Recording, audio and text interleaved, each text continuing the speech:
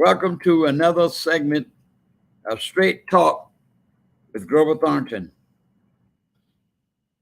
The show is designed to educate, inspire, and to inform you how governments, national, state, and local, impart our lives.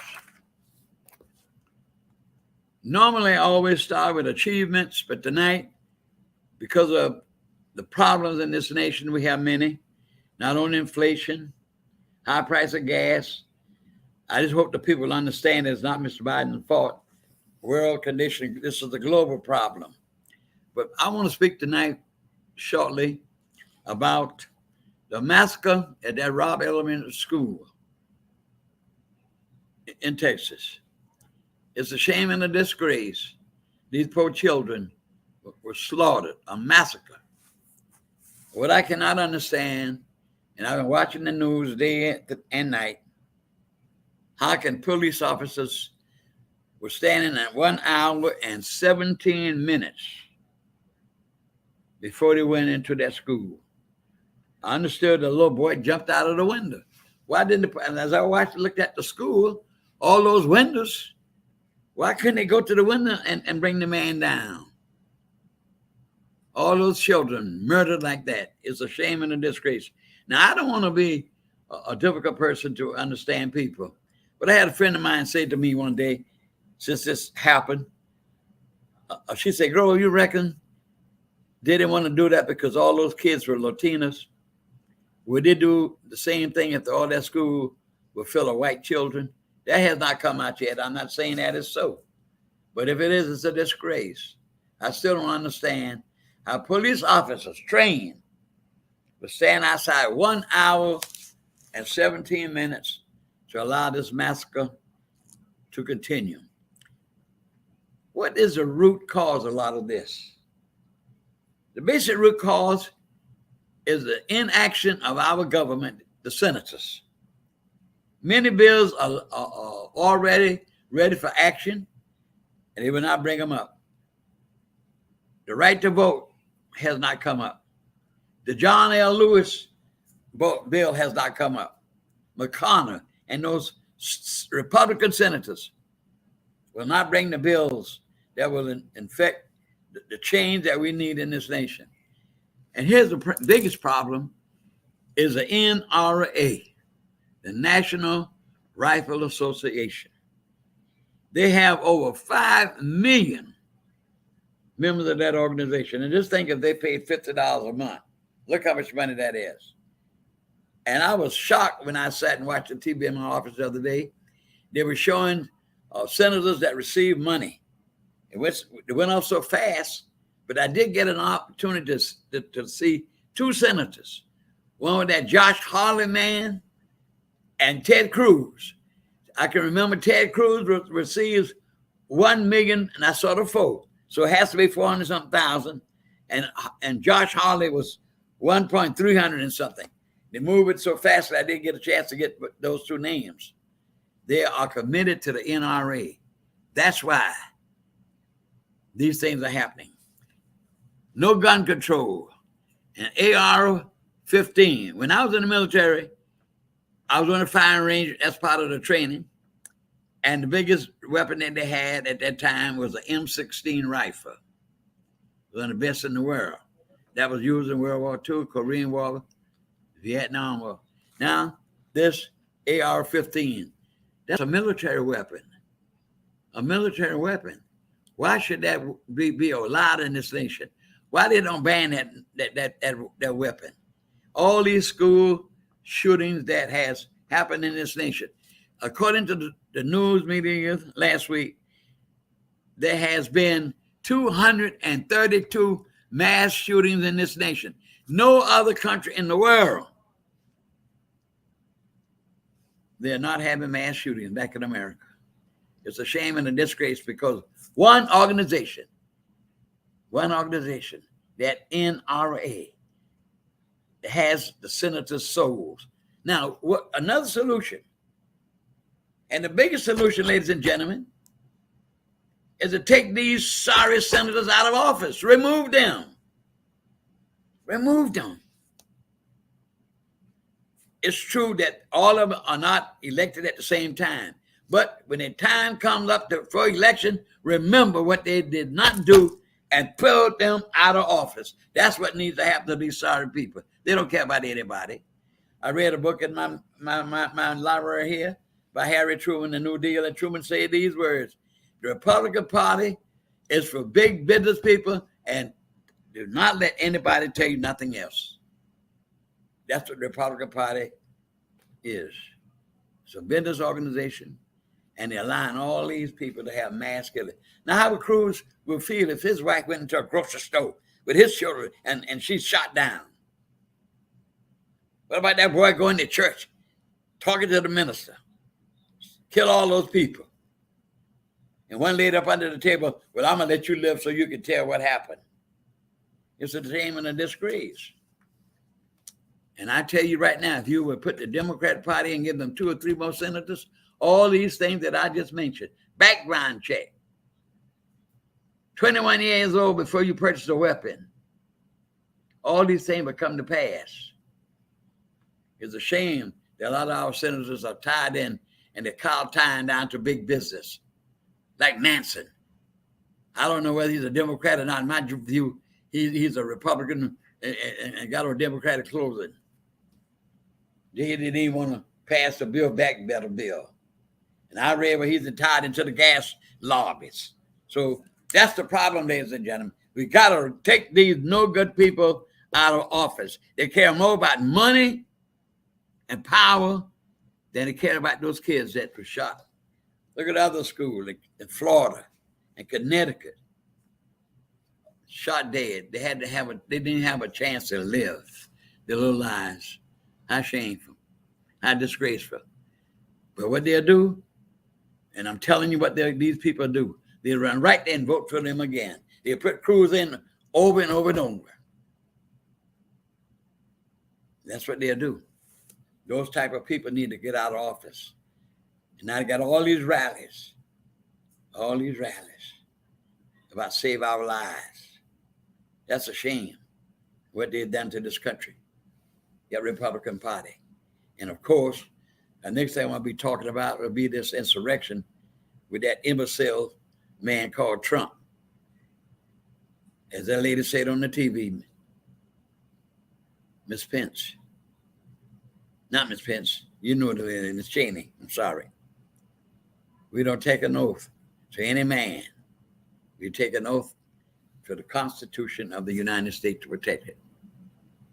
And all these people got into that insurrection. And when they learned the information that came out the other night, and more is yet to come, even Trump, in so many words, supported the hanging of the vice president. It's a shame. But I'm going to tell you, that insurrection, a lot of pain. And what I cannot understand, ladies and gentlemen, all this murder, that's murder. Premeditated. They met when you meet together and you could form a conspiracy that you're going to do this, you plan that, that's premeditated. And why so many people still walking around? Now, I'm waiting like any other American to see what the Attorney General is going to do.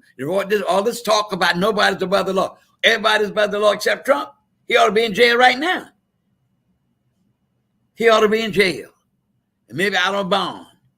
He caused this insurrection. He incited the people. You had the people on TV. He invited me to come. I come to watch because he told me to do so. Now, when I let him go to jail, he's not going to care nothing about them. And then has audacity to say it was a peaceful march. Peaceful? Beating people side the head with the flags and the blood. And that young lady testifying was unconscious. And he said peaceful? But I saw it one night on the television. And we know how his niece was talking about him. And on the television where I was listening, it was a psychiatrist, a medical doctor, and a psychologist. And both of them came with the same conclusion. The man is delusional. The man cannot stand that he lost an election. And the man has a mental problem. There's no question about it. And he's still running around speaking and doing all these things. Okay, look at this. In August 1968, 63, when the March on Washington, was over 125 to 50,000 people. No violence, no damage. Minister Farrakhan called 1 million black men. They left the city intact. Not one violence. And if black people had gone on like those crazy people did on January the 6th, white people would have called us everything in the world except a child of God. I think as I watched that thing, I think I saw one black person in there. And she should have been whipped. Following that delusion of man, that man is a cancer on this nation. He is a cancer on this nation. You know what you try to do with cancer? To get rid of it. He's a disgrace. And all these things happening to our nation like that. It's a shame before God. And these senators are sitting and letting all these things happen in this nation. Now, I've given you the solution is to get rid of them. They need to be out of the office. They go about their business, doing something else. And another thing they want to talk about is this Second Amendment. I left my Constitution in the back over there. What you get, you see the blue Constitution right by the television. Section 2, Article 2 in the Constitution. It tells you about the state having a militia. When the state, that don't mean individual states, talking about the nation. Section 2, Article 2, the right to bear arms. It should not be a fringe. There's nothing about nobody walking the street with an AR-15, like we in the Midwest. There you are, thank you.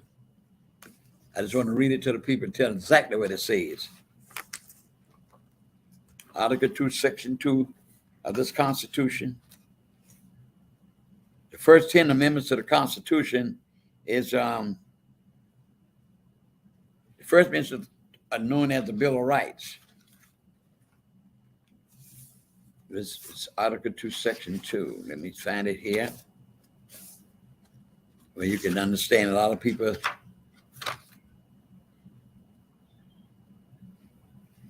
No, I'm trying to find it. I had a jump clip on it. But anyway, what it does say was that the right for the people to bear arms, but it does not say that you have a right. Here it is right here. A well-regulated militia being necessary to the security of a free state.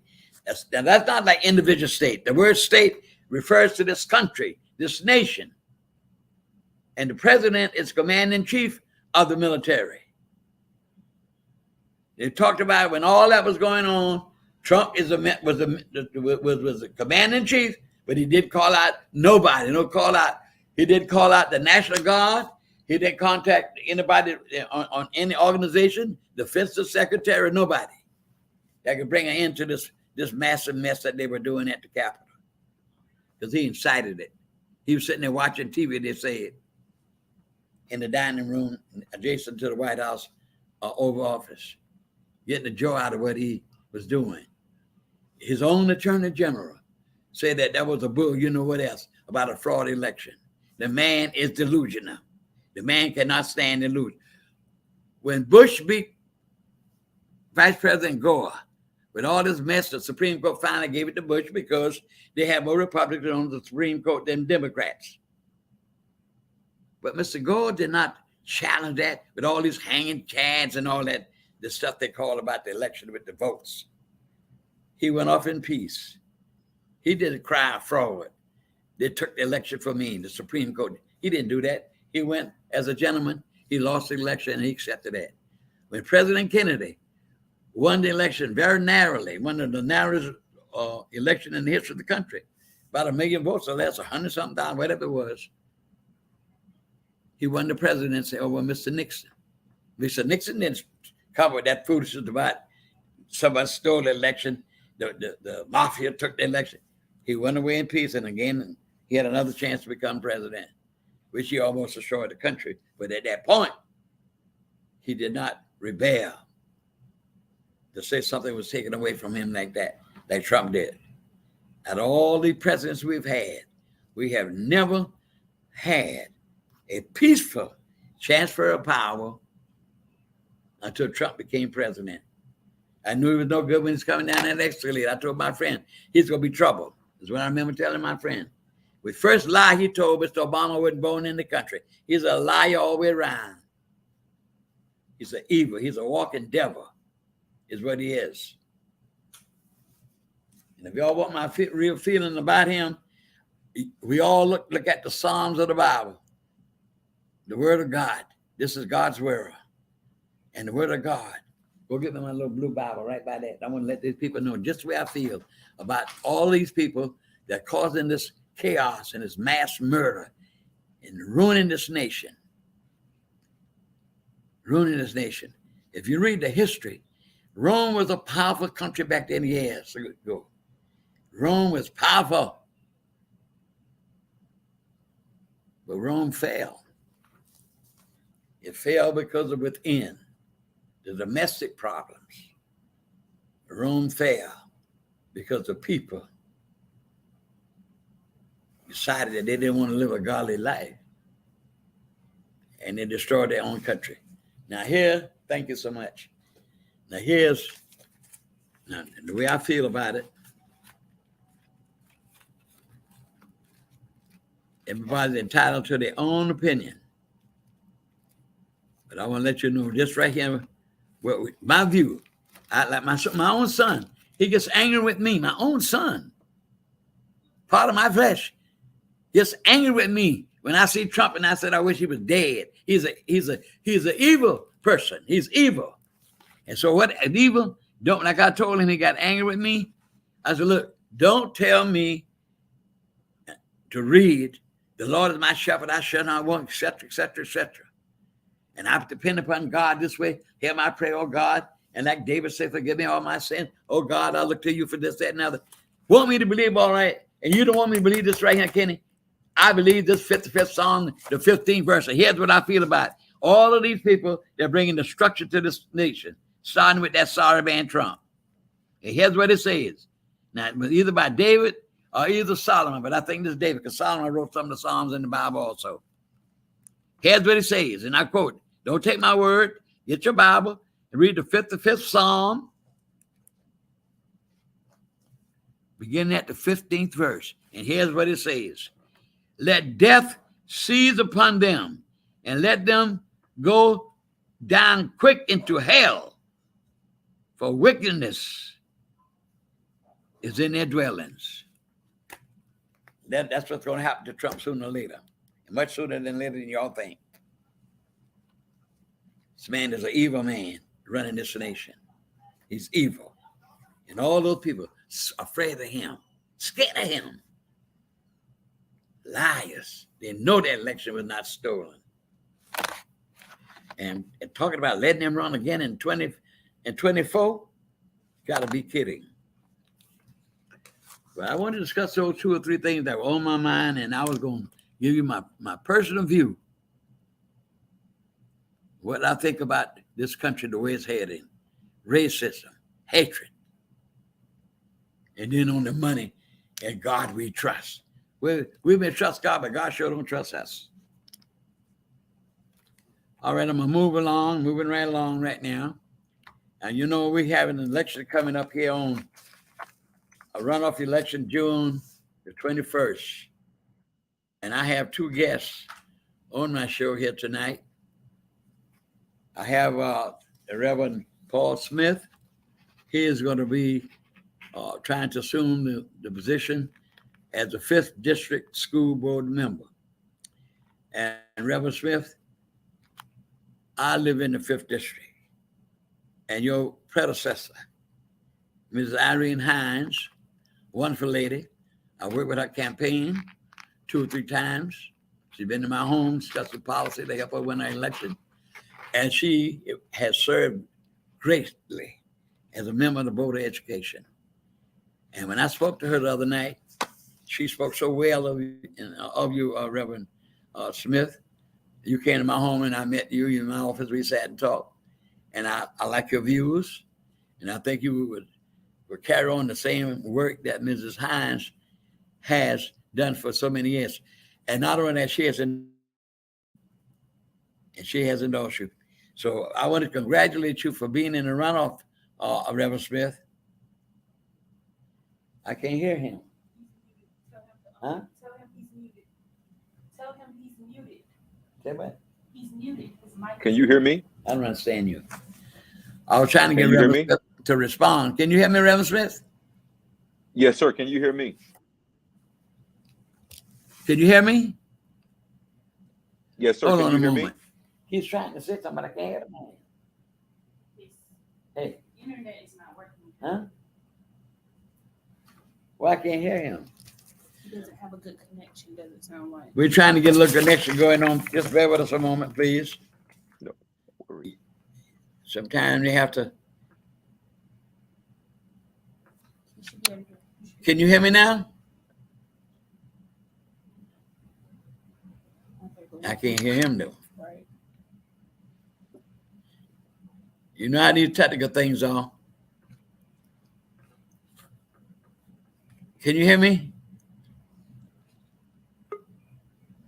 He's speaking, but I cannot hear him. That's on his end. Huh? That's on his computer.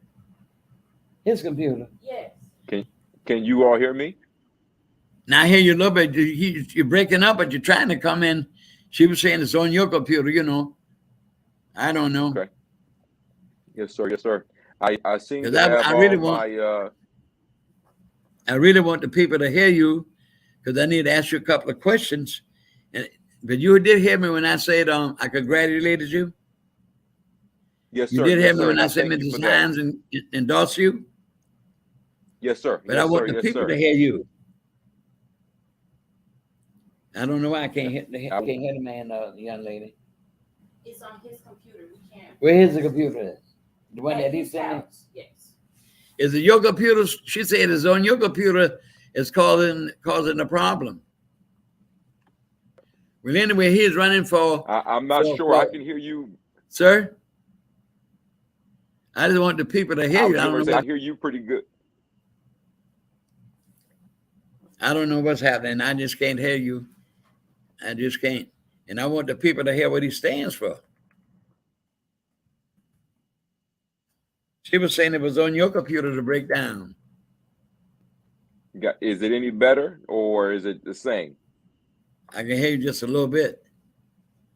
But anyway, maybe the people can hear you. I'm going to ask you a question. I've already congratulated you. And when you was on the show the last time, you talked about some of the things in your platform that you would like to accomplish. Let me ask you this. Do you think that you would really have a working relationship with our wonderful superintendent, Ms. Dr. Levette?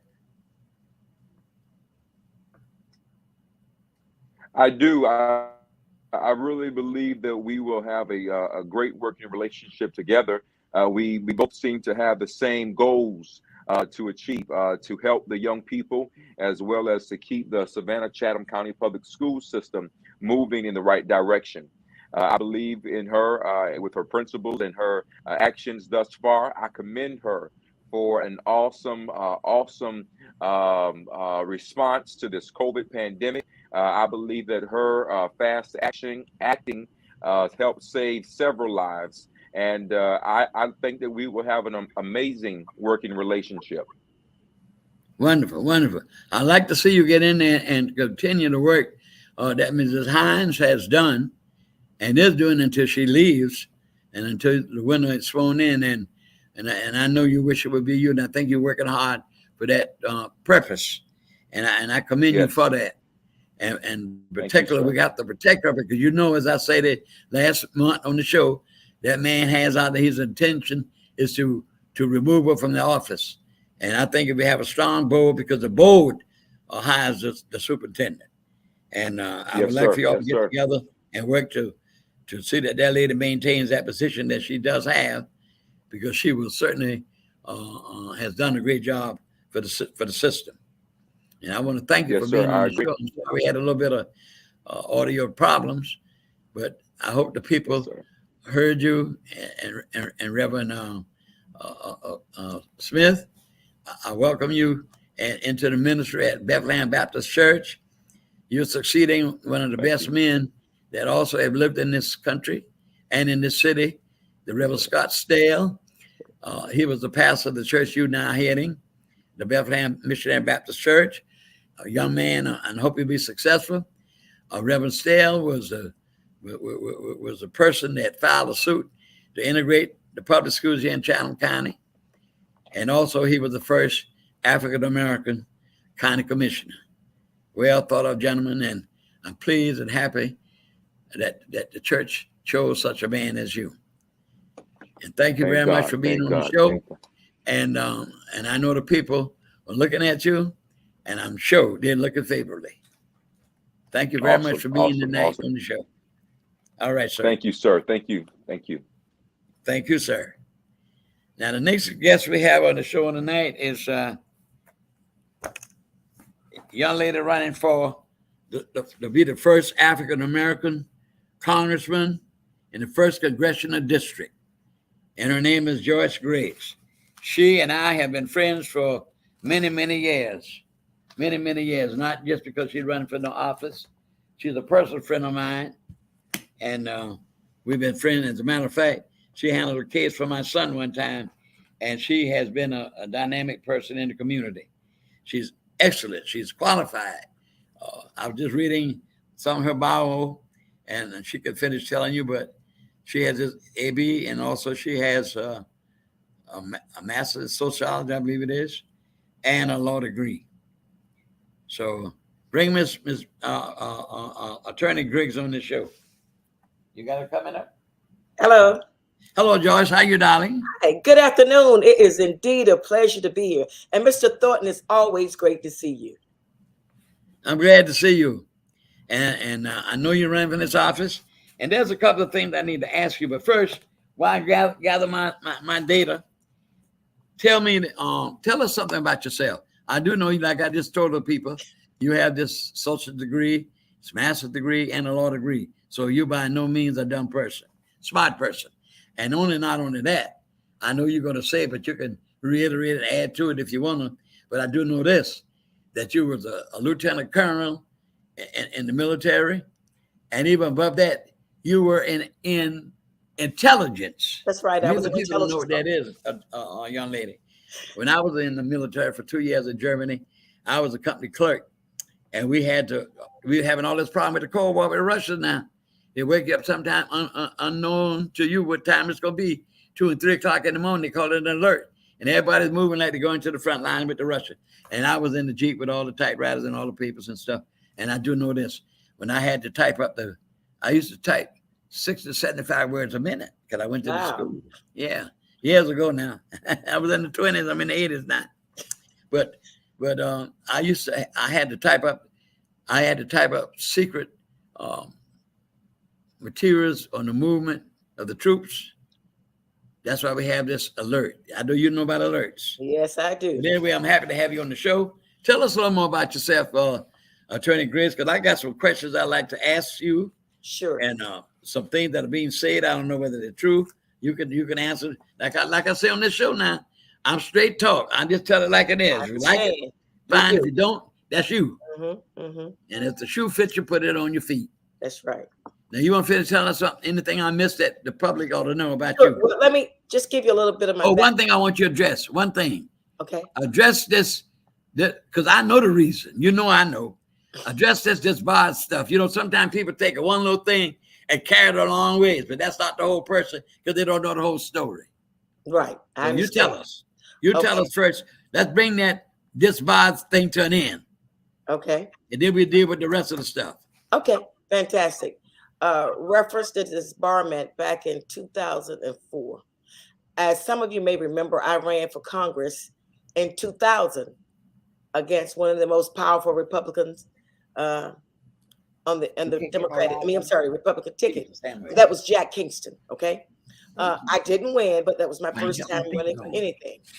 And I got over 30-something% of the votes. In any event, after that, there was a professional attack, and it was initiated by the federal court. I had not, normally a lawyer would lose their license if they abandoned their clients, if they stole their clients' money, committed a crime, things of that nature. But I had not done any of those things. In fact, I have received the Chief Justice Award on Community Service and Professionalism from Chief Judge Justice He Benham put in there. Georgia Supreme Court. So I had received that award. I had also received a certificate for doing so much pro bono work with Georgia Legal Aid. This one inside over there. In any event, after I ran for Jack Kingston and I didn't win, the good old boys decided to form a conspiracy against me. They used the federal judges. You see, it's very difficult to impeach or remove a federal judge. So they used their friend to attack me. So the judges basically say they didn't like the way that I practice in their court. However, I will always stand up, present the evidence, and make the proper and appropriate objections that I may have had on any cases. I remember one occasion where Judge Edenfield told me to shut up and sit down and be quiet. And I told him, I said, sir, I took an oath to aggressively defend my clients just like I serve my country. And this is what I'm going to do for my clients. In any event, because I just wouldn't let them walk over me and I defended my clients. I also ran for U.S. Congress. A lot of people don't know this, but in their documents in federal court, they actually had written in those documents that I was a Black female that ran for U.S. Congress, and I ran as a Democrat against Republican Jack Kingston. Okay? In other words, that's the essence of what happened. Okay? That's the essence of why they attacked me. Now, my clients did not go to the state bar and file complaints. This happened in what? After I ran in 2000. But Savannah Morning News, we went to court. I resigned from federal court. Savannah Morning News took the order from federal court. Guess what? They sent it to the state bar of Georgia. And as a result of that, the state bar started an investigation. And how do I know the Savannah Morning News? Because from the documents that I received back from the state bar during their investigation, they had the facts where it was faxed from. And it was Savannah Morning News. Matter of fact, Reverend Small saw that also, okay? Because we talked about it. And we made some people aware. So they started this witch hunt against me. They violated numerous rules. There was no due process. There was no equal protection of the law. And the Constitution guarantees if there are some charges against you, you have a right to be heard. You have the right to present evidence and to defend yourself. They refused to allow me due process or equal protection of the law. Also, the state bar rules say that the special master in an investigation against an attorney cannot be from the same county as the person being investigated. Well, guess what? They gave me an attorney from the same county that I was from. I made an objection to that, but they refused to even look at it. I mean, they knew they were wrong, okay?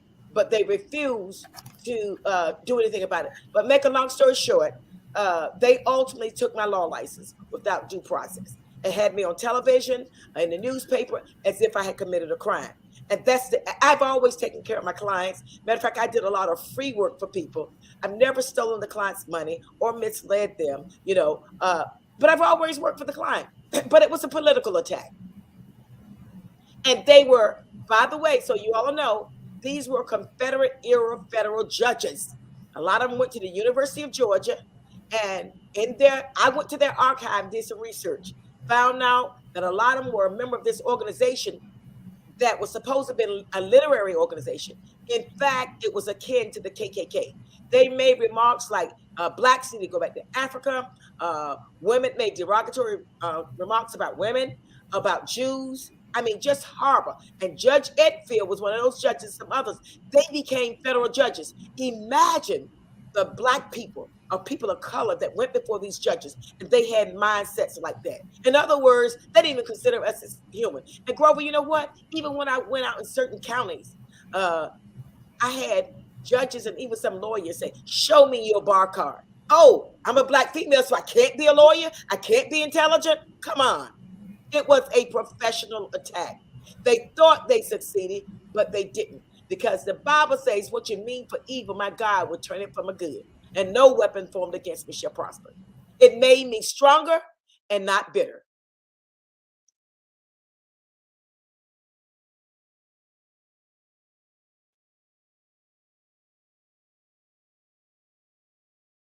Mr. Thornton? Hello? But in any event, I don't know if you can hear me, but that's just the essence of what happened with the state bar. But I will like to point out that in 2009, when I was deployed to Iraq, my daughter had emailed me that, Dad, I didn't see it till that night. And she said, call home. Did you see what the Supreme Court did? Basically, what the Supreme Court did was they overruled my case. Some white male attorneys went before the state bar for the same thing they disbarred me for. And the Supreme Court said, you cannot disbar an attorney for that because that rule doesn't apply. The Supreme Court is the only one that has authority to grant a license or take a license from an attorney. Nevertheless, I filed a motion for them to put my name back on the list of attorneys, but they refused to do so. And some people even told a lie that during some of the forums that I had been on, that I lied and said I had never been disbarred. I never said that, okay? People will make up lies and spread the lies to try to make people believe those lies to cast aspersion on you and your character. But guess what? I've kept on keeping on, and I ain't no way tired. I'm still fired up and ready to go, and I'm still fired up to fight for the people of the 1st Congressional District. Matter of fact, for all people.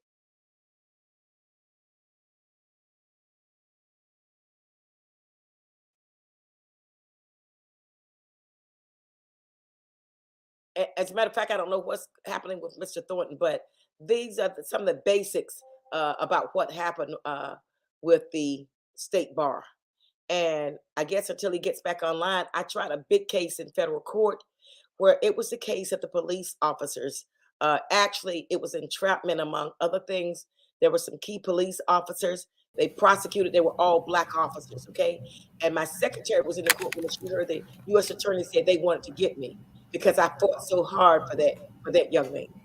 So in essence, it was a political attack. But I didn't stop. And as some of you may know, even after that, I went back in the military because they needed intelligence officers.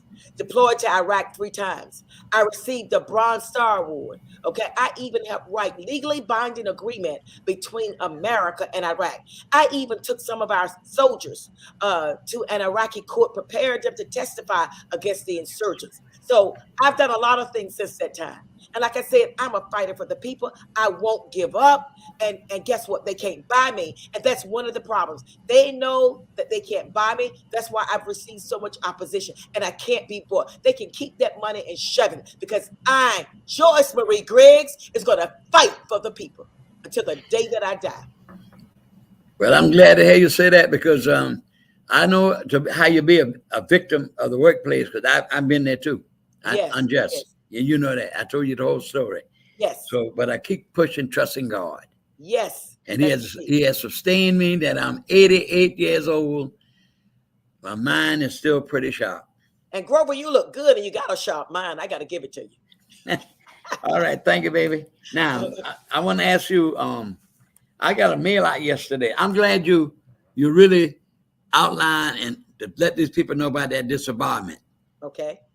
Because the truth will set you free. That's right. And I'm straight talk. You know, one of my idlers as a human person to emulate was Dr. Ralph Martin Gilbert. Okay. I always want to be a man like him. And he had a saying that I say to this day, nobody, and I'm going to quote him, put Ralph Martin Gilbert in his hip pocket. And that's where I am. I will never sell out to unborn Black children in this country. I've lived to see go wars and finally never thought we'd have a Black president. Never thought that. Yes. You've seen a lot of things in our day. All these presidents from Truman on through, I've lived through the administrations. Served my country 2 years in the military. But anyway, I want to thank you for all those words. Now, that should put that to rest about some disbarment mess. And one of my good friends called me. Now, I hope he's listening because I told him he's a professional man, one of my fraternity brothers, fine gentleman, and high respected in this community. Well, now, I know you got the truth from the lady because I told her, so you're going to address that on my show. Exactly. And Grover, just one other thing.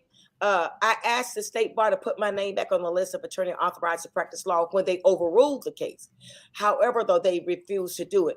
And I believe it's because they know they are wrong and they are liable for damages. So there's some things yet to come pertaining to the state bar, because I don't want anyone else to have to go through what I've been through. And it's extremely difficult for Black attorneys, okay? It is. It's very difficult. Very good. The next thing I want to ask you was, I received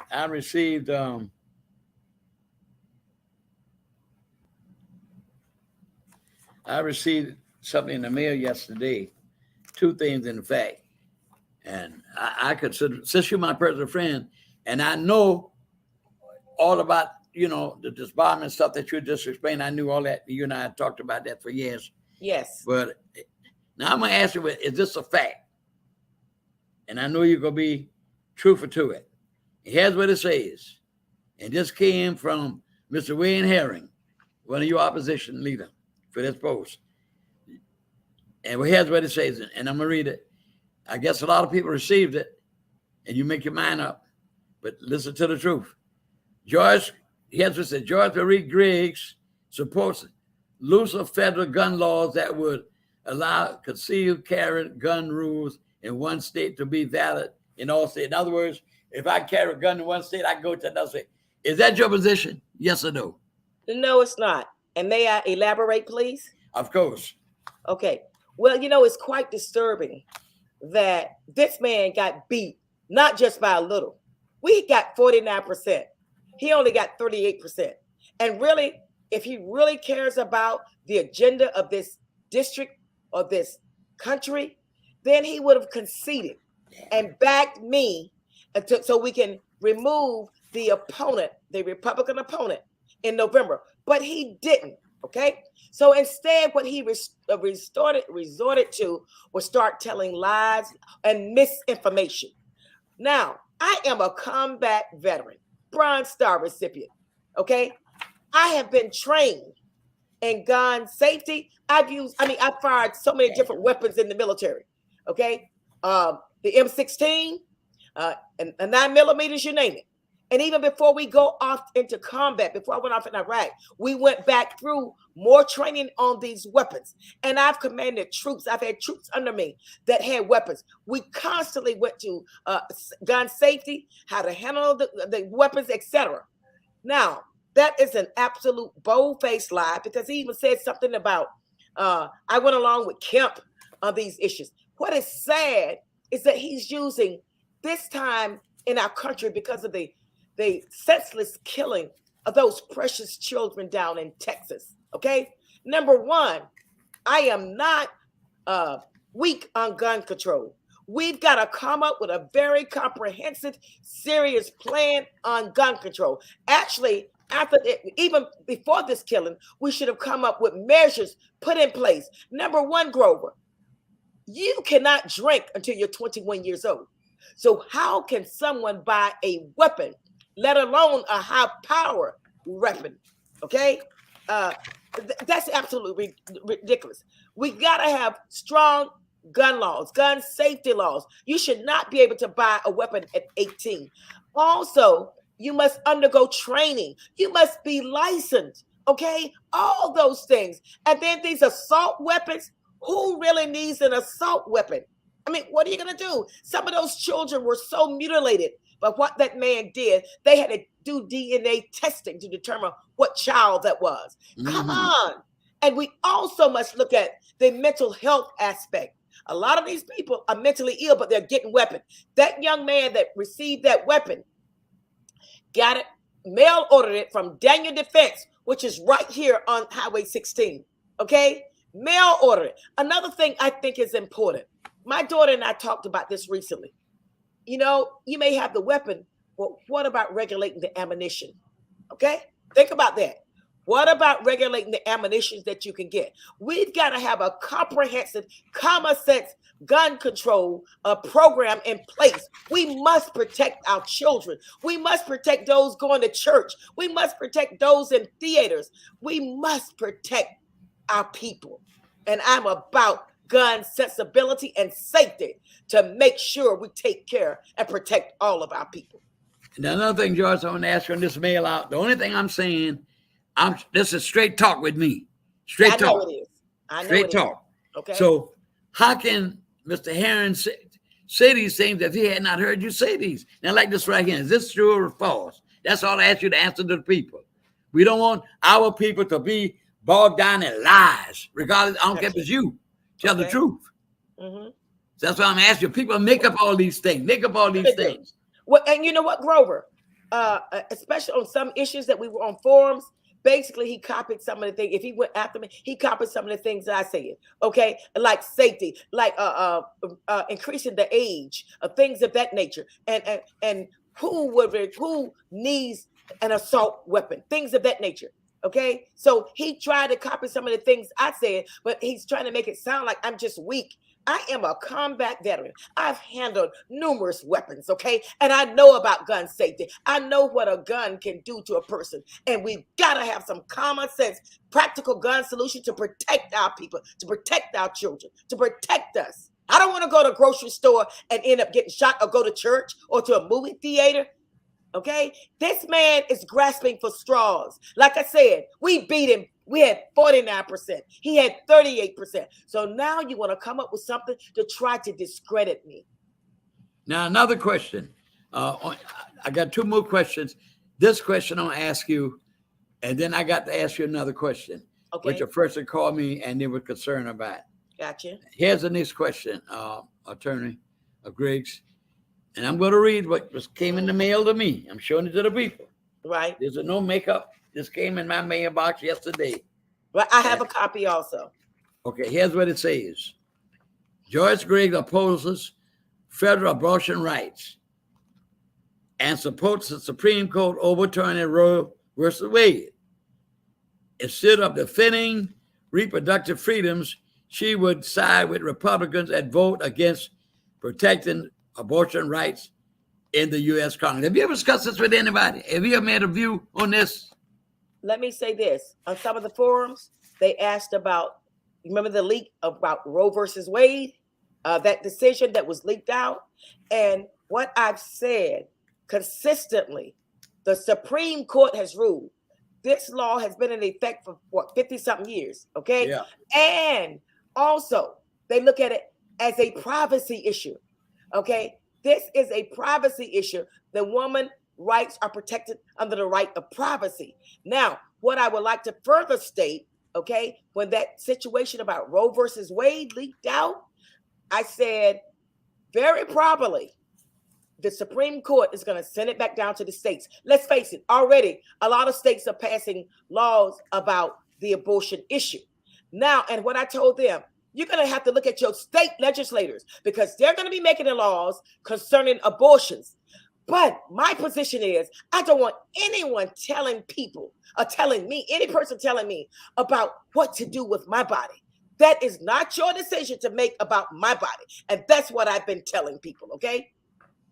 Yeah, but if this, what I'm trying to say is this, I'm straight. Okay. If this, the public just heard your views. So how do people come up and say this right here? This is not facts. That's all I'm saying. You have never told anybody this right here. How did they get this to say you, whoever it is? If it was on the opposite side, I'd be saying the same thing. How can they say you opposes this when they never discussed it with you? You never made a statement to that effect. Here's the thing, Grover.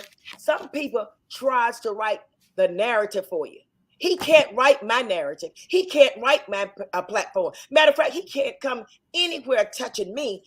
I'm a highly decorated combat veteran. And as far as I can recall, he's never served. And like I said, I have always consistently said, I will fight for the rights of all people. And instead of abridging or trying to take away someone's right, that's not my position to take away anyone's right. It is a woman's right to choose how she wants to deal with an abortion issue, just like it's my right, just like people had the right to choose whether or not they wanted to get that COVID shot, okay, or where they want to wear masks. So come on, don't try to impose something on me, Wade Herron, okay, that you don't even know. So what he's doing is he's putting misinformation out here to try to infuriate people, okay, to infuriate people against me. And because he's grasping for straws, he cannot write my narrative. And I will not allow him to. Here's the last question that has been stated to me and wanted to know your position. And that is this.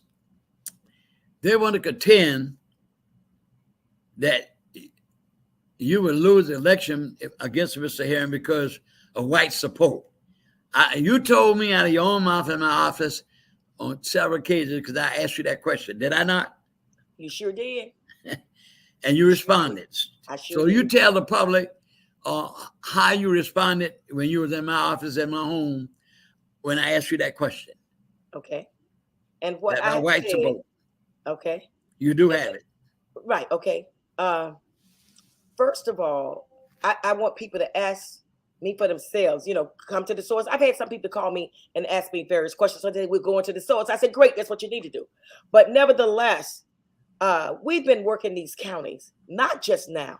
I've been working these counties for several years. And guess what? I have interacted with all people. Now, we've run into some people that said they wouldn't vote for someone that looked like me down in one of those rural counties. Okay, but I've had people say, I like your views. I like the fact that you are a fighter. Guess what? Black and white. I've had a lot of Hispanic, black, white, green, gray, LBGQQ, whatever you want to call it. But we have a large following of all people, including white people. And I've had them say, we will vote for you. And we appreciate your service. We appreciate the fact that you understand a lot of these issues. We appreciate the fact, you know why they appreciate me, Grover? Because I've been dirt poor, okay? One of 10 children. And there was a time we could not afford health care insurance. My mom nor my dad had formal education. I worked in the fields of North Carolina. I worked by the grace of God. I'm not going to leave him out. That I worked my way through school. And listen at this, Grover. And when I got out of school, went on a bachelor's degree, master's degree, and then my law degree. Okay. So basically, people understand. I've been there. Okay. I've been poor. We've been dirt poor. And guess what? And I've worked hard because I had believed in the American dream. I work hard to bring myself up to the point that I am now. And guess what? And people understand that there's a lot of poor white people in these rural areas. There's some poor black people, okay? All people. And there's a lot of people there without health insurance. And that is ridiculous, okay? Rural hospitals are closing. So the people, they understand. They know that I feel their heart. I can feel their heartbeat. I've been in their shoes. I've walked in their shoes. We didn't even have enough to eat that time. You know what we ate at time? Chicken feet and rice. Okay, chicken necks and rice. But my mama made it work by the grace of God. And my mom always taught me something. She said, you treat all people like human beings. You treat them right. You treat them with love and respect because God made us all. And I've taken that, what my mama said, throughout my life. And I love people. I care about people. I feel their heartbeat. I feel their hurt and I feel their pain. And I can identify with them. And they identify with me. Well, I'm so glad you were on the show tonight, Joyce, and the people have to make their minds up. And the one thing the last thing I was looking at, I'm straight talk now. I'm just telling it is. Sure. When I was looking at this thing showing to me, and I'm showing the public all these children, and when I look at all these children, like I saw one little black boy up there in the corner, but all these kids holding hands on their white kids. And why aren't there no black kids in this group? I just leave that open, okay? That's just Look me. at the mindset of the one that produced it, okay? Well, I want to let you know this, that I appreciate you being on the show tonight, and you express your views, and I'm glad you talked about that disbarment business, okay, which I think is wrong to bring that up in the first place. Right. Because like I told you, I know hurt in the workplace myself. And if I had money, I would have sued the Board of Education, but I was going to take the money I was saving, and my wife was half sick. That was more important to me. Right. But anyway, I want to thank you very much for being on the show. If I could just briefly, my phone number, if you really want to talk with me, you got questions for me, I'm at 912-316-6009. And my website is Joyce Griggs 2022. My issues are really outlined up there. But basically, The health care is a big issue. Voting rights is another big issue. Okay, and gun control definitely. All right, and veterans issues. There are so many issues that we must focus on instead of this petty stuff. We must stay focused on the big picture and take care of the people of this district, and that's what I am all about. Thank you very much for being on the show. And as I told Reverend Smith, I wish you much success. Thank you very much. Joyce. And I need your vote. Please get back out and vote for us. Vote for Joyce Marie Griggs. I am the best candidate. And I think we've shown that already. Boots on the ground. And I care about you. I'll fight for you. Thank you very much. Thank you very much, Mr. Thornton. I appreciate this. Okay. Thank you very much. Ladies and gentlemen, I missed one thing I went to mention, and I forgot while I was discussing the things that I wanted to bring to your attention tonight, and that was this. You know, Mr. Trump wants to condemn Vice President Pence. He would say that he had authority to send the votes back to the individual states where the persons who were the person to decide by putting all the votes together, send them to the vice president to be counted. Those electors. Now, here's what, if people would read and see what for themselves on some things, they would not have to always come to some false conclusion and making up lies and this happened and this happened. But you would know for yourself. You would know for yourself. Now, here's what happened. The Constitution requires all of the electors to meet and they cast their ballots. They really are casting the votes that the people vote in their respective states. Then they take them and they pile them all together and they send them to the Vice President of the United States. Now, and here's my thing. And I will show you this is the copy of the United States Constitution. Here's a copy. Here's what, when I read all through this Article 2, Section 1. And here's the point that I wanted to bring in. And I can't understand how Mr. Trump can say the man had the right to send the elector votes back to the individual states. No such thing as that. Here's what it says. The president of the Senate shall, in the presence of the Senate and House of Representatives, open all the certificates and the votes shall then be counted. The person having the greatest number of votes shall be the president. Nothing, the rest of this, all this article,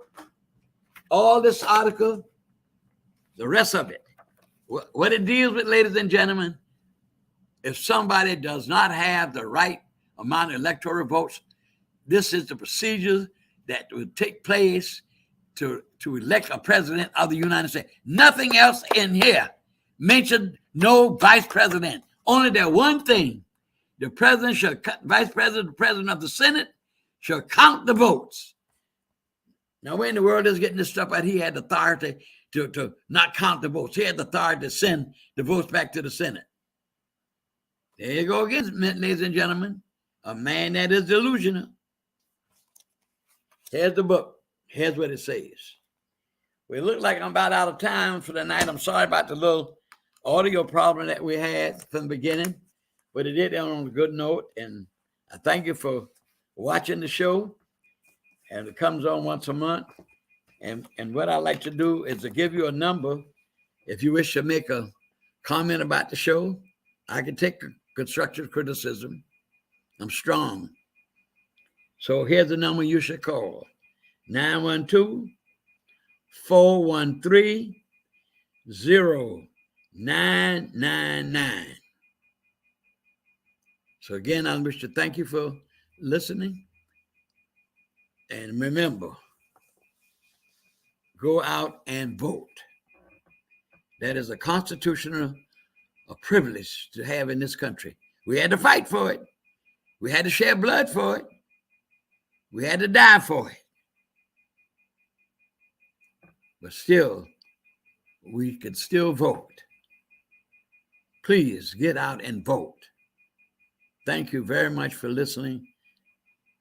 And I would say this, as we march towards the end of the week, let us keep our faith in God. Let us march on for justice, equality, and opportunity. Let's work until it becomes a reality. For this is the birthright of all unborn Black children, because they will be the beneficiary of all our struggle and efforts. Thank you. Good night.